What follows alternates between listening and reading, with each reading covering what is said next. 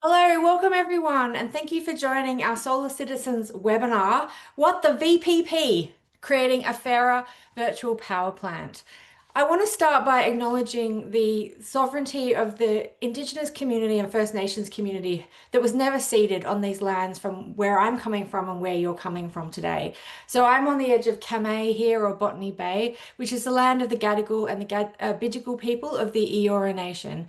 And Solar Citizens wants to really acknowledge the long-standing leadership of First Nations people in caring for country and fighting for climate justice, and sending our respect to elders past, present, and emerging, and extending that respect to any First Nations people joining us today. If you'd like to take a moment to acknowledge the country that you're on in the chat function, so that we can all be present to the nature and the landscape that we're connected to. My name is Heidi Lee Douglas. I'm the CEO of Solar Citizens, and I'll be facilitating today's session, an explainer on virtual power plants. Solar Citizens has come a long way since our What the Duck webinar with Gabrielle Kuiper back in late 2022, when we were building our campaign for a federal home battery rebate to help flatten the duck curve of solar exports peaking during the day. Since then, and together with your support, we've worked hard campaigning for a federal home battery rebate, and together we won, with the pre-election commitment from the Labor government kicking in on July 1st this year. The Cheaper Home Batteries program is a game changer for energy production. It offers households up to 30% plus off the cost of a home battery. It's proving hugely popular, and since July 1st, over 1,000 batteries have been installed every single day. Last week, Climate and Energy Minister Chris Bowen announced that the program has already surpassed 50,000 battery installations. Now, a key feature of the program is that all subsidised batteries must be virtual power plant enabled. They must be ready to join a VPP. But, and this is important, joining a virtual power plant is always the homeowner's choice. So getting this next chapter of Australia's rooftop solar story right means putting consumers first with virtual power plants that are fair, transparent, and build on trust. And so, with Australia possibly hosting COP31 late next year, the lessons we learn about how to democratise energy and by doing so reduce carbon emissions fair and fast will actually help people out all around the world. This is a particularly poignant day today as well, with the release of the very bleak National Climate Risk Assessment yesterday. So this whole webinar is in response to the many questions you have and we have about virtual power plants and how to make sure that consumers are getting a fair deal. So lots of your questions you've sent us are designed to be answered in the content provided to you by our special guest speakers. And today we'll be joined by Carlos Garcia, the Business Development Manager at Amber Electric, who will explain how Amber's VPPs work. Then we'll hear from Ken Endersby, a real true solar citizen who recently got a home battery and a VPP, and he will tell us about his real life user experience. Then we'll hear from Gabrielle Kuiper again, an energy expert who will tell us what makes a good VPP and what makes not so good a VPP, and what can we do together to take action to make sure all VPPs are consumer centric. Plus, we'll wrap up with a Q&A in the last 15 minutes. We'll start by answering questions we've already been receiving from you throughout the week. And if you have burning questions, you can add it to the chat. We'll get to as many as we can, and anything unanswered will be followed up by email later this week. But to kick us off with a virtual power plant 101, I'd like to introduce Solar Citizens National Campaigner, Charlie Roderick. Hi, Charlie. Hello, thanks, Heidi. So next slide, please, John. Thank you. So yeah, a VPP is basically a network of connected consumer energy resources acting as a single large power plant. So a VPP sets up an online connection between a home or business's solar panels, battery, and inverter, and it can also connect a home's electric vehicle ready to be used as a battery on wheels. When your panels generate more electricity than you use during the day, the surplus is stored in your battery, ready to be used or sold back into the grid when the sun isn't shining. Next slide. Thank you. So if we think of a hot summer evening when everyone's cranking up the aircon while cooking dinner, so when lots of people are using power at once, but when there's also less cheap solar energy available in the grid, what we see is that demand for electricity peaks and wholesale energy prices spike as a result. VPPs leverage smart, automated technology to respond to these peaks by discharging a battery's stored energy back into the grid and selling the energy for a higher price, which results in bigger earnings for the household or business who's connected to the VPP. Now, a home battery will get most of its energy from rooftop solar, but sometimes it might need topping up with some power from the grid. Now, VPP technology will choose the best time to do this. Usually it'll be in the middle of the day when power prices are cheap, or even when the prices are in the negatives, which would mean that VPP customers could actually get paid for topping up their battery using grid power at certain times of day. Next slide, please, John. So what are some of the benefits? Basically, by selling high and buying low, VPPs help solar and battery customers benefit from bigger savings than they would typically be able to access by themselves. So VPPs, as a result, help to reduce emissions and energy costs by providing more cheap solar energy in the evenings when the sun isn't shining. This means overall less reliance on coal-fired power and less reliance on expensive gas peaker plants too. By coordinating distributed energy resources, or DER, VPPs smooth out demand spikes, help the grid run more efficiently, and also help to reduce or delay the need for costly upgrades to the network, which is good for consumers. Next slide, please. So let's have a look at what's out there in terms of incentives. So as Heidi said, the Cheaper Home Batteries program requires all batteries to be VPP ready, which basically means that they have to run a list of approved battery models that are equipped with the right technology to be hooked up to a VPP. It's then up to the battery owner to decide if they want to join the VPP, which they can do straight away, or they can do it at a later date as well. Now, since 2024, the New South Wales government's peak demand reduction scheme has provided a financial incentive for solar and battery owners who connect to a VPP. And on the 1st of July this year, they actually increased the incentive up to $1,500 per household. In WA, we've got the residential battery scheme, which offers up to $7,500 to households when combined with the federal rebate. And it also offers a no-interest loan for households or businesses to purchase a VPP-connected battery. So basically, if you're in WA or New South Wales and you're considering purchasing a home battery, make sure to take advantage of these incentives to get an even better deal. And next slide, thank you.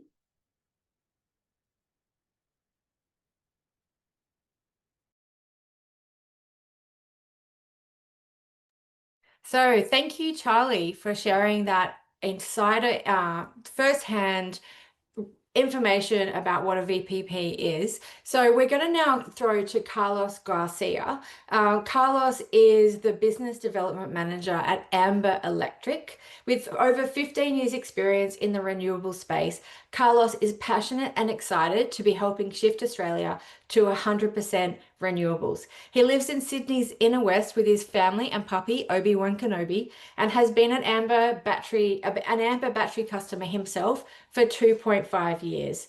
Now, we wanted to hear firsthand from Carlos because we've heard from lots of our solar citizens that VPPs through Amber they're the good guys, basically. They're really consumer centric. People are really happy with their as customers for Amber. So we thought we'd get Carlos to come in and explain what Amber does, what is their consumer centric model, so then we can compare it later with Gabrielle Kuiper on what are some of the not so good VPPs and how can you take action to make sure all VPPs are good guys. So over to you, Carlos.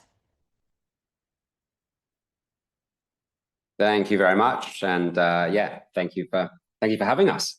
Yeah, so I was just going to talk briefly in terms of, yeah, as Gabrielle said, who we are, a little bit in terms of what we do and how we do it, and we're actually going to, yeah, talk a little bit, and I'm going to flip across to my phone so you can actually see live what our kind of platform does and how it does it. So I guess just who Amber Electric is. So we're an Australian owned retailer. We're based out of Melbourne. We're around about 150 people. We started back in 2017, and we actually developed the platform alongside or in conjunction with CSIRO.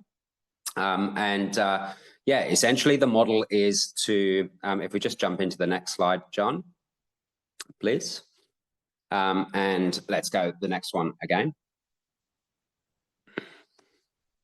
So yeah, I guess in terms of what we do, so we're the largest VPP in the country, and we're growing very rapidly, which is very nice given the uptake of the Cheaper Homes battery program. Essentially, the model is a wholesale model. We pass through the wholesale prices in the market at $0 markup. So everything that you see on a standard bill that comes through from Amber has got no markup on it whatsoever. Every unit of electricity that you purchase comes through at cost. And I guess what we do is we have an integration and an automation platform with what we call devices, so with solar and battery. So there's no additional hardware that's needed to be implemented with our system. We talk directly to the battery and to the PV or solar inverter.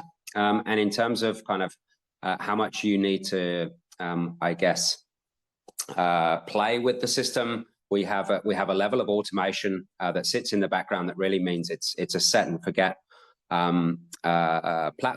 And I guess one of the main differences to some of the other VPPs that are in the market is that we give our customers total control. And I will probably just flip across into my phone and show you what that level of control looks like, show you what the wholesale market looks like, what the feed-in tariff looks like, and just do a little bit of a demo via my phone, because as they say, a picture tells a thousand words. So bear with me, and I'm just going to share my screen into here.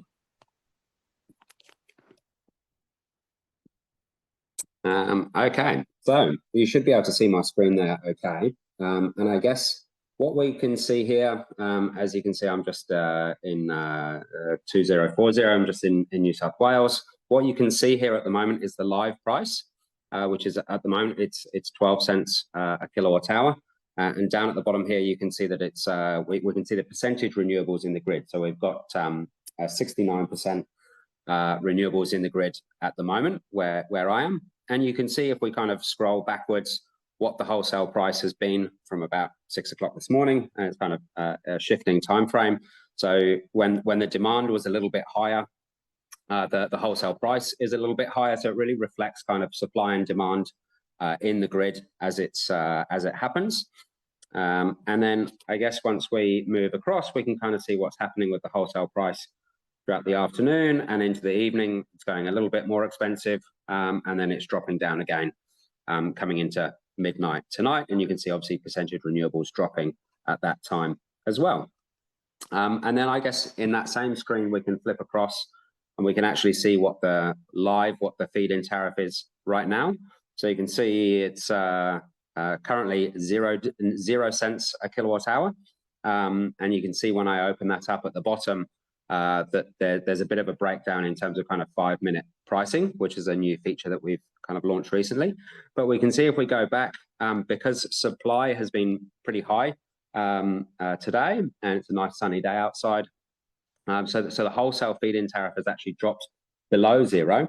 And that's not solar tax, that's just a reflection of the supply into the grid and the kind of low levels of demand in the grid as well. And so usually my system will curtail, so it will basically export limit, so it's not sending anything back to the grid at that time. But you can see kind of if we scroll back a little bit further that the feed-in tariff was, you know, between 7 and 5 cents this morning. And if we scroll to later in the day, it's going to go up to 5, 8, 10, and it's going to peak at maybe around about 14 cents a kilowatt hour. And that's just what's happening today. We don't control that price. That's a reflection of what's happening on the wholesale market. If we go into devices, this is, I guess, kind of like the the home page. At the moment, I'm charging my my electric vehicle. But if we go into the live screen here, you can see kind of that my battery is at 59%. You can see that I've got a power flow going into the house, which is 4.2 kilowatts. So that's my EV and a little bit of load in the house. And you can see how much I've spent live today, which is just over $1. And I guess importantly, sorry, I'm pressing too many buttons here. I guess importantly, what we like to show, I should have turned this off. Let me turn off the charging in here. So I can go in and I'll just show you live that I can go in here and I can say, let's turn off my EV charging because I don't want that on at the moment. So I can literally just toggle off my EV charging, which should then reflect a little bit better in the app here.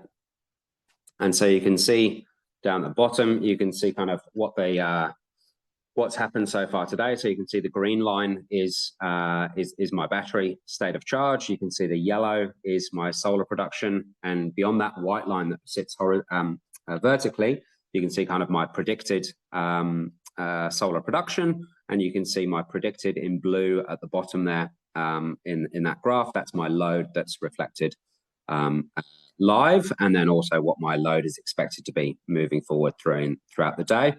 And then that purple line that you can see going through there is the wholesale price, and that smudge behind it is a reflection of kind of the variation that there may be moving forward.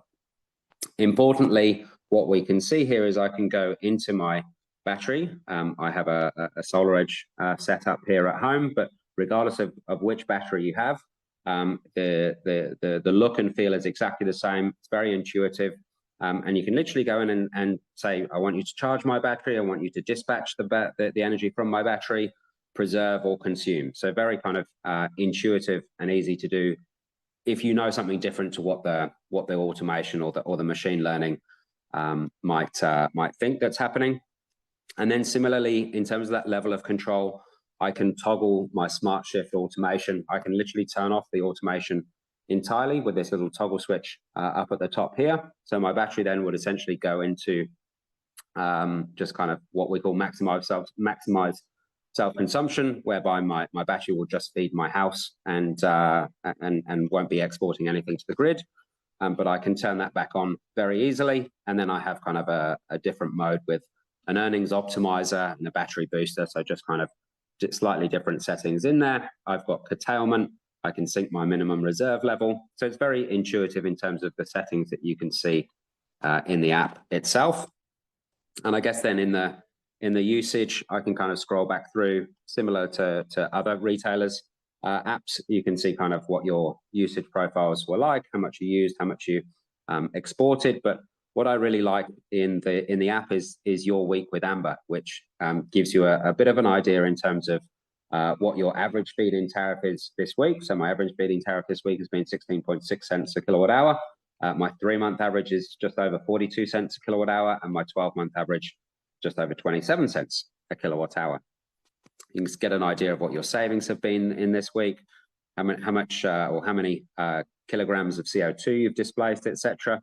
And then you can also see kind of what your average buy price has been from the grid. So to this week has been 15 cents a kilowatt hour. My 3-month average is 26, and my 12-month average has been kind of just over 25 cents a kilowatt hour. So very, very easy and intuitive to see. And then I guess kind of the final piece of the puzzle.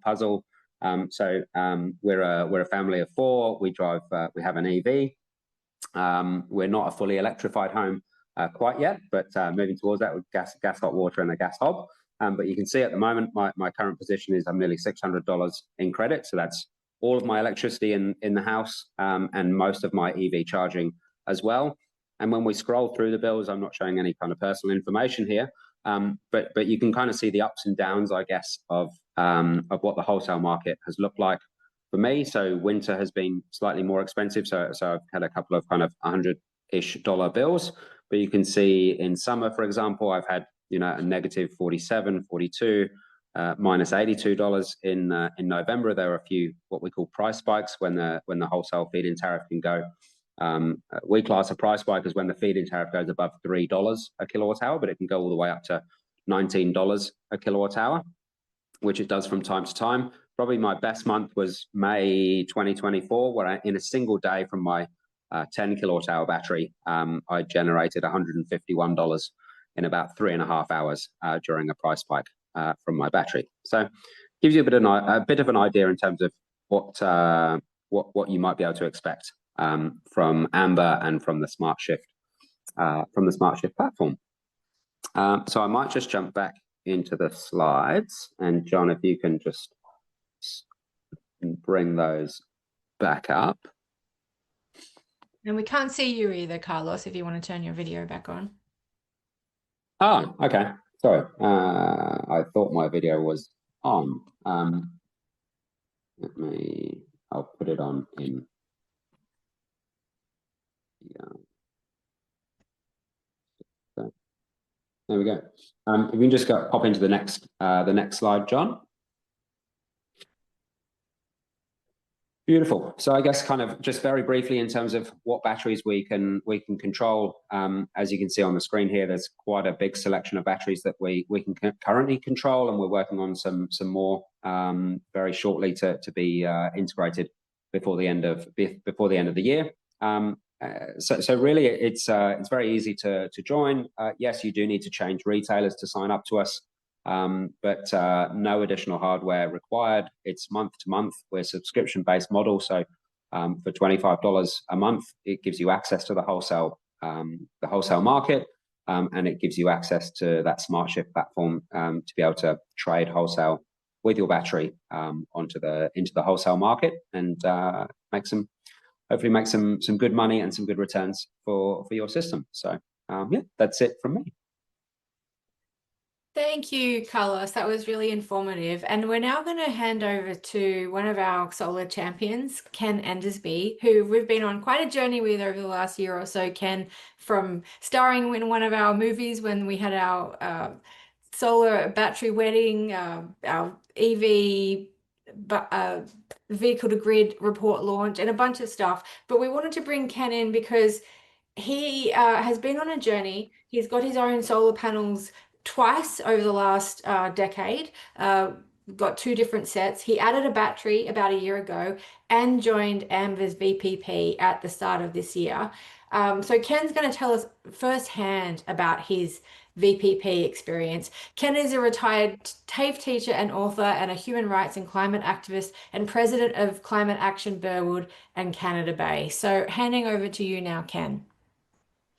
Hi folks, can you all hear me? Okay, I'm going to talk briefly about my experience with Amber since the start of this year, and let me start by saying it's been great. Now, a key thing to remember about Amber is that you buy and sell power at the spot price, meaning the price can be both positive and negative. So it was actually minus 6 cents a kilowatt hour for a while last Sunday afternoon, and it's zero now, but it's been negative this morning. So you wouldn't want to be selling power last Sunday, or you could be losing money. But fortunately, you don't need to. The other thing to remember is that you can get stuck paying more for your power in the evenings if your battery's empty. So it's common for the buy price to be as high as 50 cents a kilowatt hour. Now, all that said, if you've got a battery and solar, it's likely a virtual power plant will maximize your returns. But it's going to depend on 4 things. How big your battery is it curtailed? How big your solar system is, and how much power you use at home.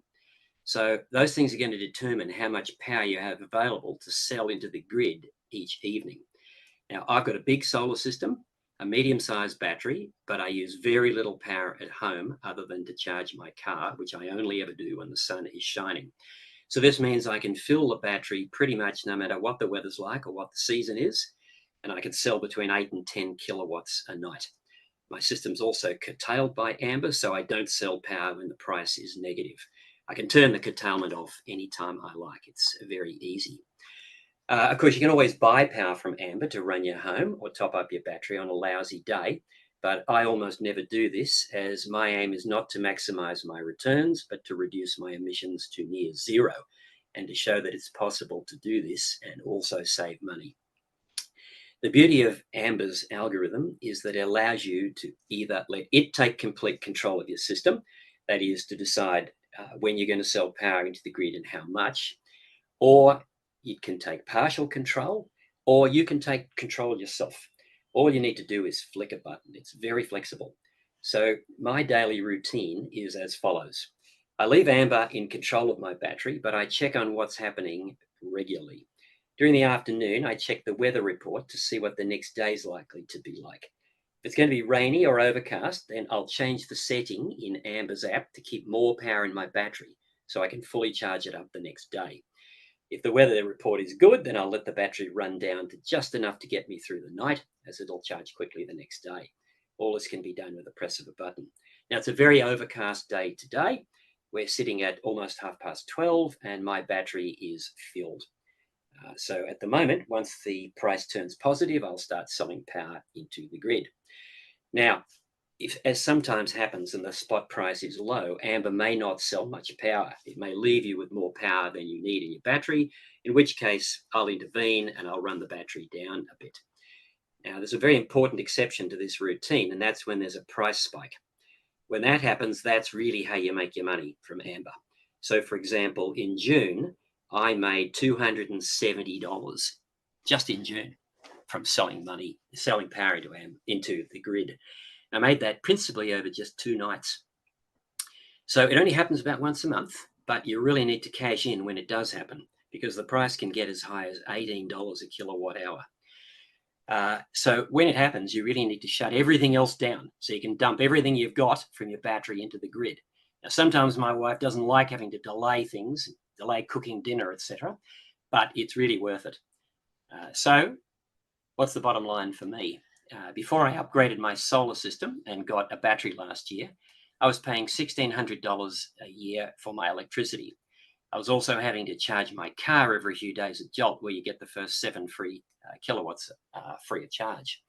This was a pain in the neck, but I'm now paying nothing for my electricity or to run the car, and I'm making, I think, about $75 a month selling power into the grid through Amber. So when you add all of that up, plus the savings I'm making by getting rid of gas and putting in a heat pump, and I've also got induction cooking. When you add all of that up, I expect to pay off the battery, the heat pump, and the extra solar in about 6 years. But the best thing is that I'm not contributing to greenhouse gas emissions through my energy use. And that's important to me because I'm a spokesperson for the climate movement. So to conclude, joining Amber's VPP has been very worthwhile for me. I've had a few teething problems with my system, mainly because I've got these 2 solar systems, and we've finally discovered by discussion with Amber that the old system has been interfering with it, and I've shut it down permanently. I don't need it. I've got tons of solar without it. I'll probably scrap it or replace it. And Amber's been incredibly helpful in sorting these problems out for me. They're now sorted out. It's a fantastic organization, and I couldn't recommend it more highly. That's it. Thanks, Ken, for that first-hand experience. We are now going to pass over to Gabrielle Kuiper. Gabrielle is an energy, sustainability and climate change professional with over 20 years experience in the corporate world, government and non-government organizations and academia. Dr. Kuiper serves as a non-executive director of the Superpower Institute, is a part-time staff member of the CSIRO, and sits on 5 research and industry advisory bodies consulting on distributed energy resources integration, both in Australia and internationally. So Gabrielle, we're going to have a bit of a conversation now. What do you think of our explanation of VPPs so far? Is there anything you'd like to add to that explanation? Charlie gave a great overview of where the name virtual power plant comes from. As she says, it's a matter of aggregating all of these different devices with smart software so that they can play in the way she described in the wholesale market. The only thing to add to that is to make it more complex. There is also what's called the frequency control and ancillary services markets. All you need to know about that is that we can aggregate particularly household and business batteries to help stabilize the grid when it's needed, and people can earn revenue from that.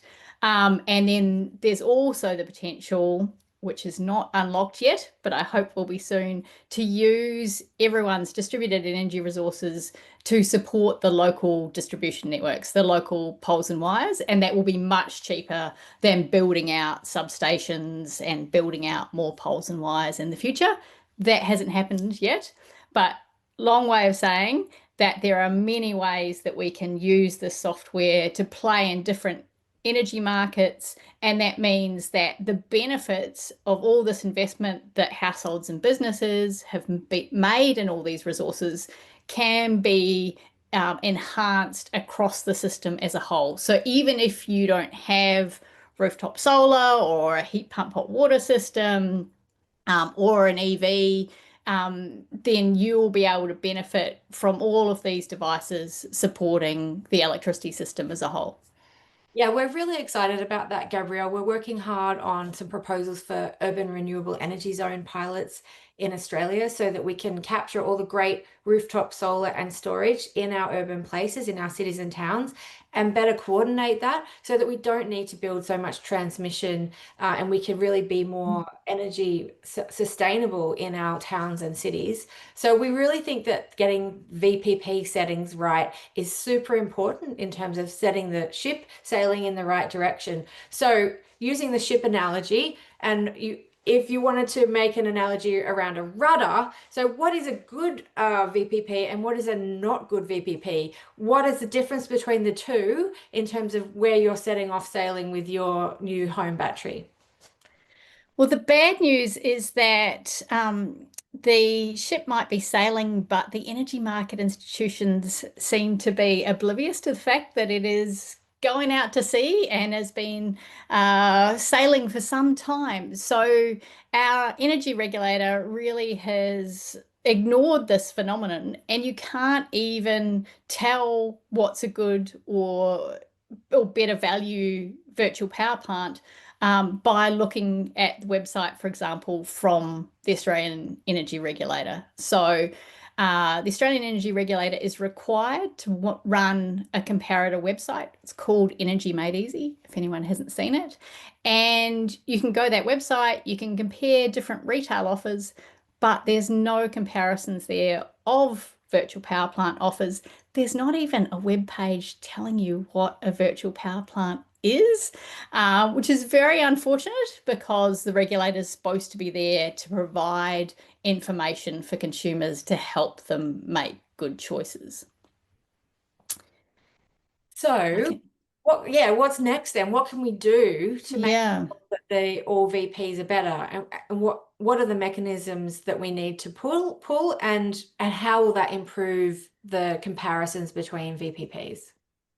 So obviously all the Australian Energy Regulator needs to do is to get the information from the retailers like Amber, like Flow Power, like AGL, like Origin, and put them into its comparator website. That is not easy, but it's not hard either. The other thing that we really need is we really need transparency. I notice there's been a bunch of questions in the chat about how do you tell if you're being ripped off, if someone else is controlling your battery and you're not getting a good deal. At the moment, you have to go through the terms and conditions of every contract for every virtual power plant offer and compare them yourself. What we really need is for the Australian Energy Market Commission that makes the rules to make a rule that there needs to be absolute transparency between what the virtual power plant operator is earning in terms of profits from your distributed energy resources and what you're earning. That transparency should be easily available. Obviously, the companies like Amber know what the profit split is between what they're earning and what you're earning. That's how they create their business models. So we need that information to be transparently available. And I think it would be really good if the rule maker set a minimum threshold. Let's say all consumers should earn at least half of the profit share. We can debate about whether or not it should be higher. After all, the consumers have invested to buy the electric vehicles or the batteries or the heat pump hot water systems and the like, even smart meters and all the rest. But we don't have that transparency, and we certainly don't have any recognition of a need for a minimum profit share. So there's quite a few things that need to be changed to make sure that the consumer protections are in place and the transparency and information are available to help people. And as we've seen, you know, with a couple of hundred people on this webinar, lots of consumers around the country are interested and excited about the prospects of joining in with these offers. But at the moment, our energy market institutions, unfortunately, are not assisting consumers in the way that you might hope. So, Gabrielle, we're going to be providing people with some really simple steps that they can take to lobby the relevant ministers to make sure all VPPs are fair for consumers. But is there anything more you'd like to say before we pass on to Charlie Roderick? Thanks. I think one other thing, and this is a complicated point, but it's worth people knowing that last year, the rulemaker made a rule that big business can have a sub-metering point for all their flexible demand, and they can contract with a third party for that flexible demand. But they said households and small customers can't do that. So why does that matter? Well, it's particularly important in the case of electric vehicles. Electric vehicles, we know, enormous batteries on wheels, and you want to make the best use of them. And big business can contract a big battery to a third-party provider separate to their retailer, but household consumers can't. And so that's why we need to say there needs to be the opportunity for households to also have these flexible trading relationships. That means essentially a second contract, because at the moment you're locked in to using your retailer for all of your flexibility.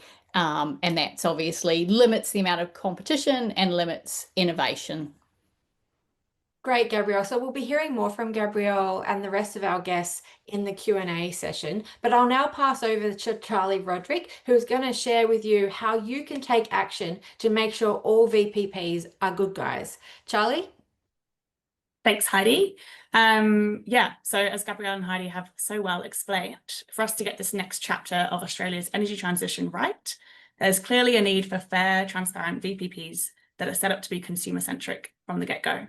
So just to recap, here are some of the key actions that Solar Citizens is currently advocating for, and we'll be ramping up this campaign over the coming months, and we'd love for you to get involved. So on the left-hand side there, we've got consumer protections. So we're calling on the federal government, as well as the Australian Energy Market Commission, or the AEMC, to develop and implement national consumer protections that are specific to VPP products to ensure transparency, autonomy, and fair profits. And as Gabrielle touched on, at a minimum, these protections must include flexible trading relationships for small consumers, including households. We also need a mandatory disclosure of the profit split. So basically, how much is the consumer receiving compared to the VPP provider? And we're also asking for this profit split to be at least 50% for households and businesses.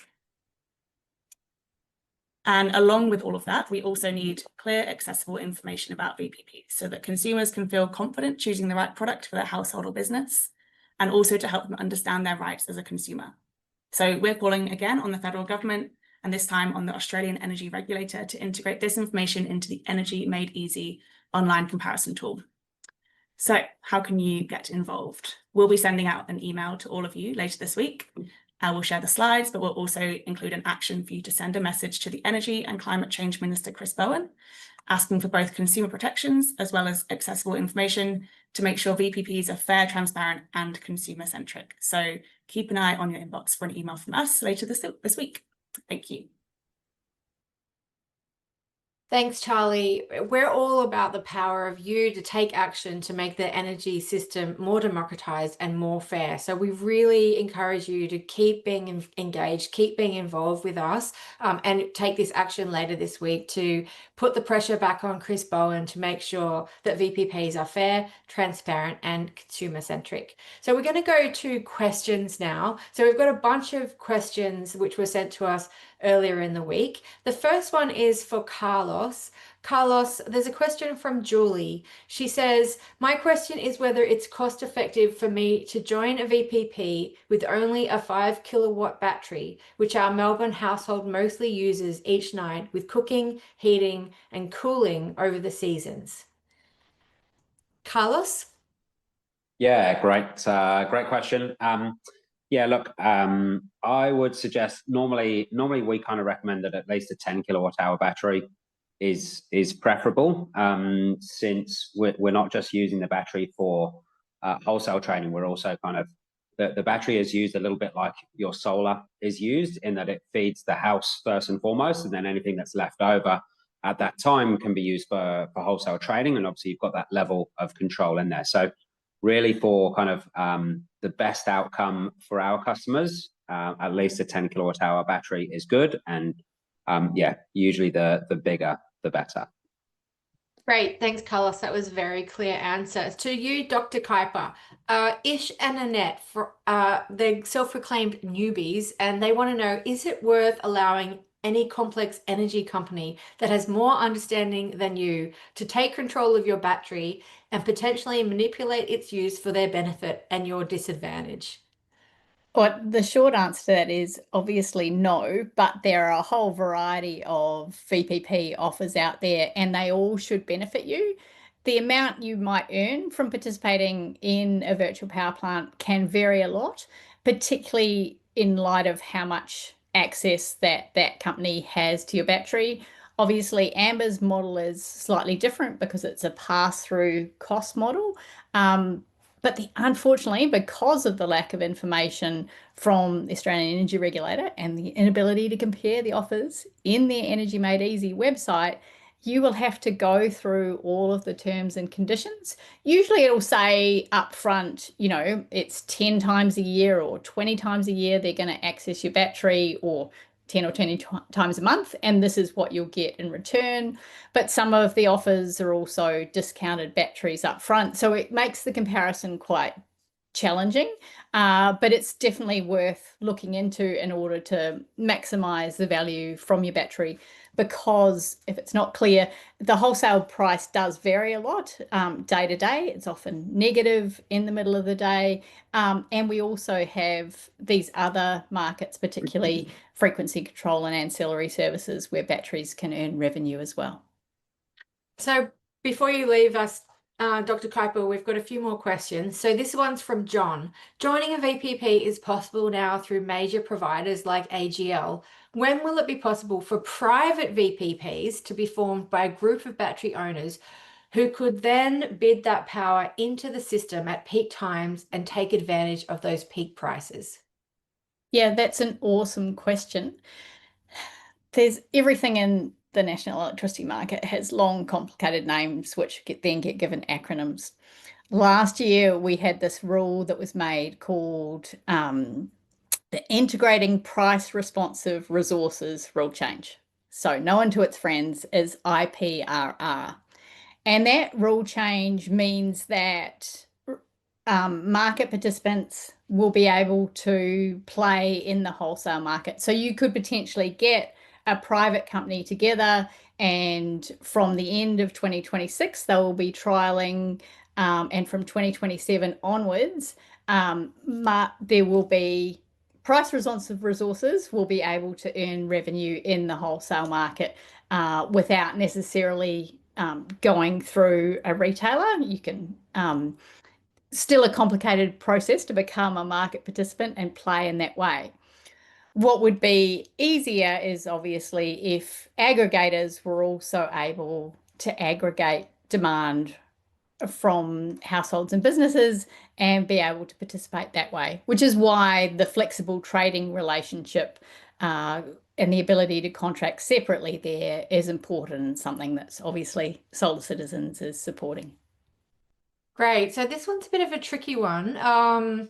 It seems there's a lot of acronyms in here, by the way. There's always acronyms. So this is from Chris Allen, the Chief Commercial Officer of ANOSI. It seems to me that the VPP spectrum, so virtual power plant spectrum, has NRN at one end with zero cost PV and BESS, which is batteries, storage, guaranteed low prices and no engagement required, and amber at the other, maximum benefit to the consumers for their own PV and BESS. So does the panel agree, and what is the panel's opinion of the rest of the offers in between? Now, I can see a note here that Carlos, I think you don't feel comfortable commenting on, it might be a conflict of interest for you to comment on other VPP providers, but Gabrielle, do you feel that you can comment? Look, I think I'll comment in general terms because this is the point I was making before, that their regulator hasn't provided a way to compare these different offers. And so the National Renewable Network offer is basically zero cost solar and battery up front in return for access. Now, how do you compare that with amber? And we need some sophisticated thinking from the retailer about how to compare those offers. And just some basic advice would be straightforward and easy, potentially calculators to help people make those decisions. I do think there shouldn't just be one model of virtual power plants. I think the innovation is helpful. I think, where people potentially don't have the upfront capital to invest in solar and a battery, these models that will provide it for free on provision of access over a number of years, after which you then own the system, that can be useful for some people. Whereas obviously anyone that's already got solar and a battery can sign up immediately to amber, or in Victoria, households can also sign up to Flow Power for a similar offer. So it's great to see this innovation. Just really would be great if there were the consumer protections around it, as we've been talking about. Yeah, so I can see a chart there very clearly of people who, are getting new assets, people with existing assets, how engaged you want to be on a day-to-day basis, like a consumer chart where you can assess yourself against the kind of risks that you want to take, an investment you want to take. If you didn't have a very important job, Heidi, you could go and be CEO of the Australian Energy Regulator. That position's available at the moment. Okay, good to know. So the next question we have is around quality, and this is from Melinda. She says she appreciates quality is everything. So what are the things you need to check or be aware of in regard to battery safety when engaging potential suppliers? Carlos, I think you put your hand up to answer this one. I think I did, yes. Yeah, look, I think it's important to look at a couple of things when you're deciding on a battery manufacturer or the product that you want to install on your house, and also the installer that's going to install it for you. Trying to remain neutral, because there are a lot of different battery providers out there and a lot of solar installers out there. Really, you want to try and look for a manufacturer that's been around for a while, that has ideally Australia-based service and support. Remember, most batteries will have at least a 10-year warranty on them, and they don't necessarily always work 100% smoothly for the full 10-year period. They're obviously designed to go much longer than that. That's just the warranty period in itself. So I guess be mindful around kind of brands that are new or very new into the market. Look at kind of the levels of support that's available with them, and kind of similar with installers. You want to have a good relationship with your installer. If something, it's all very well to get a kind of cheap upfront price, but if something does go wrong and you need to get hold of that installer in 3 years or 5 years or 7 years, yeah, choosing an installer that's been around, has a good reputation, is important. I always kind of use the example of trying to get hold of an electrician or a plumber. They are very hard to get hold of and pin down, even for your own home. So have a good relationship with your installer and have a good quality battery is, yeah, in my opinion, pretty important. So Carlos, I've got another question for you from Paul. GoodWe products have been recommended to me, but Amber isn't ready for me to have GoodWe and join their VPP. What is stopping them, and when will Amber be able to operate with GoodWe? And I think there's been some similar questions coming through in the chat. Yes, yeah. So I guess it's a good question. We integrate with quite a few different batteries, as we saw earlier in one of my slides. We are working on a number of integrations and trying to kind of speed that process up. So we're hoping to have GoodWe by the end of this year. It has been a bit of a slow burn with GoodWe, but yeah, it's coming through. Similar with SAJ, similar with Foxy SS, similar with quite a few different brands. So yeah, really trying to have as many cover as many options as possible, but yeah, bearing in mind there are quite a lot of options available in the market. Well, it's been a booming year for batteries and VPPs this year. Did you see that coming, Carlos? I mean, I think when they announced it, the market kind of, in terms of installations, kind of drew back a little bit, but certainly the number of inquiries was, I think most people I was speaking to was 3 to 5 times the number of inquiries, and we've certainly seen that sort of a growth in terms of the number of signups with our VPP and our platform. Yeah, I'm hearing that as ships arrive in Botany Bay full of batteries, they're already all sold out as they enter the country, which is pretty exciting, actually. Well, the next question is for Ken and Carlos. I'd like to have an arrangement using default settings to return power to the grid at times of higher demand and higher prices. By default, I don't want to be playing with settings 24/7, but I would be prepared to modify the settings from time to time if necessary. Is that possible? Well, I'll answer that from my experience. You either hand over to Amber and let them organize it, or you can do it yourself. But you can't set a time and say, I want to sell X amount of power between X time. And Amber knows better. Amber knows when the best time to sell the power is. So the best thing is to leave it to Amber to do it. Carlos, did you want to add anything to that? I think Ken covered that pretty nicely. Yeah, I mean, I guess some people like to kind of gamify the platform a little bit. And yes, if you're willing to kind of gamify it a little bit and also do what we call load shifting. So like Ken said, in terms of kind of when there is a price spike, reducing how much you're using in the house, you can kind of maybe make a little bit more money. That being said, a lot of people it's really just a set and forget. We do for those people that don't like to be on their phones, or phones go away in a lockbox when kids come home from school or something.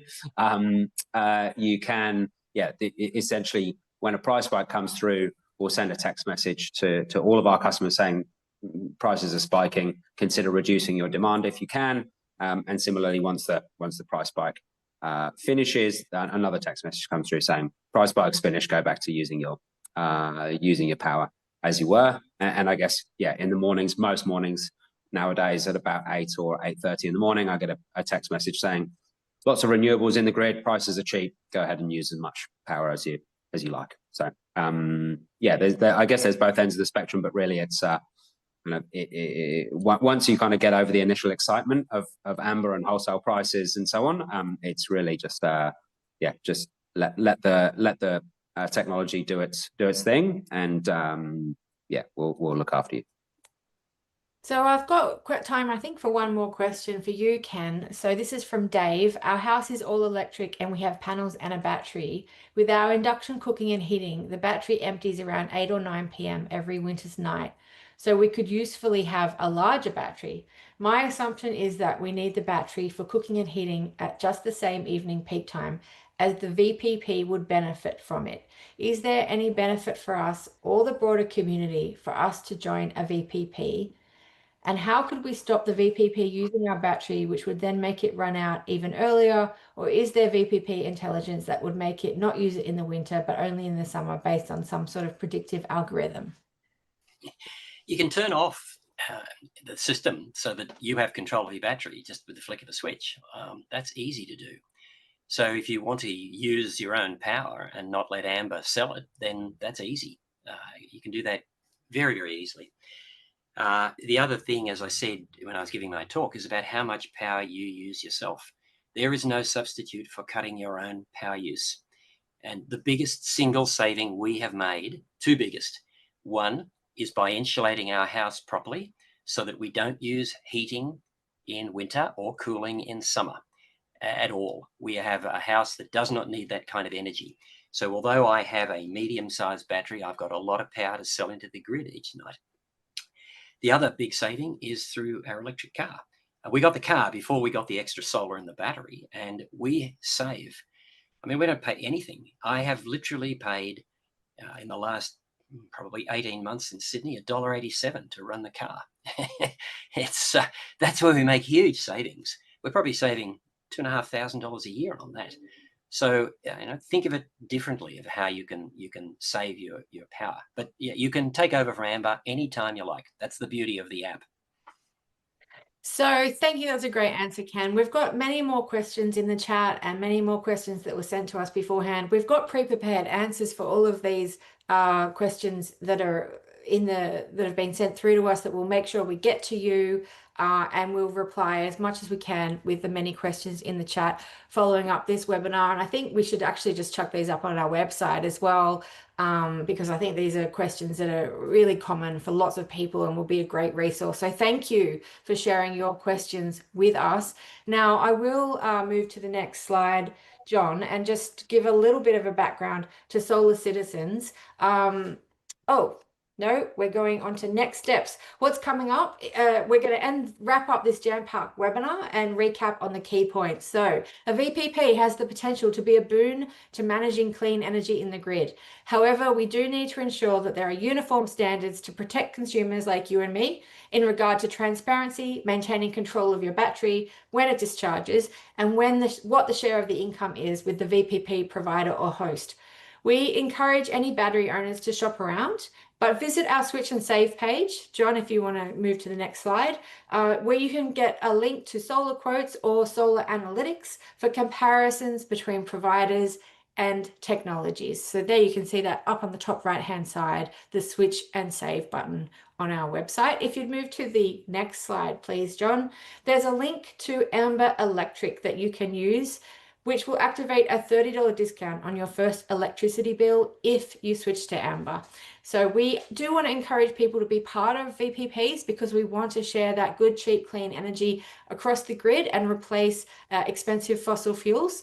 But we also want to make sure you're making a good informed decision, which is why we're having this webinar. And we want you to take action and make sure all VPPs are good VPPs, which is why we hope you can join with us on taking action later this week to Minister Bowen. A little bit about Solar Citizens. We're a community-powered organisation, and we only exist because of people like you who give tax-deductible donations. Next slide, please, John. We have a small team of 7 committed staff and a volunteer board. And since 2010, we have been advocating for the right policy mechanisms to enable rooftop solar batteries and electric transport to bring down cost of living and carbon emissions. We can only do this work with your support. We run on tax-deductible donations. So here is the button on our website. You can see a big yellow arrow pointing up to the big yellow button. That's how you can donate. And you can donate through a few different mechanisms. You can give regular donation each month. If you just move to that next slide, John, we can see that. You can do a one-off donation, or you can even leave a bequest in your will for us as an organisation to continue your legacy as a champion for cheap, clean energy for the rest of Australia. So thank you so much. I want to thank you for coming along and participating. I want to thank our excellent speakers, Dr. Kuiper, Carlos Garcia, and Ken Endersby. I want to thank our national campaigner, Charlie Roderick, and the behind-the-scenes team of Communications Manager, Carolyn Wenzel, and Operations Manager, John Stott Adicott. And thank you again for all your great questions and joining us today. Watch out for that follow-up email that includes links to the key information shared here today and the letter writing campaign to the Federal Energy and Consumer Affairs Minister to get those right standards for VPPs and consumer protection. But before you go, we've got one other exciting thing we want to tell you about. If you can move to the next slide, please, John. We're having events across Australia. We hope this Sunday. We've got a big picnic happening in Walleye Creek in Sydney. We would love you to come along. It's part of the inaugural Sunday Global Day of Action to promote rooftop solar and solar across the board, and to really help us to double down on the cost of living and carbon savings of renewable energy like rooftop solar. So there's a lot of things you can do. Go to our website, have a check out our Sunday campaign, invite your friends to our solar picnic in Walleye Creek this weekend, or host your own solar picnic at your local home or park. Decorate a Sunday cupcake or biscuit, or make a sunny cheese plate. Have a Sunday play date with the colouring in materials that we can provide you. Draw a sun on the Sunday website. And if you have a rooftop solar or an electric vehicle, or know someone who does, host a solar open house, get an EV, go for an EV test drive, hold a solar EV picnic or barbecue, and show off your solar savings and get more people on board this solar revolution. We want you to do your Sunday action. It can be big, it can be small. Tag us at Solar Citizens so that we can share the warm, happy energy with the rest of Australia and keep the momentum going as we all transition to cheap, clean energy. So thanks again, and that's all, folks.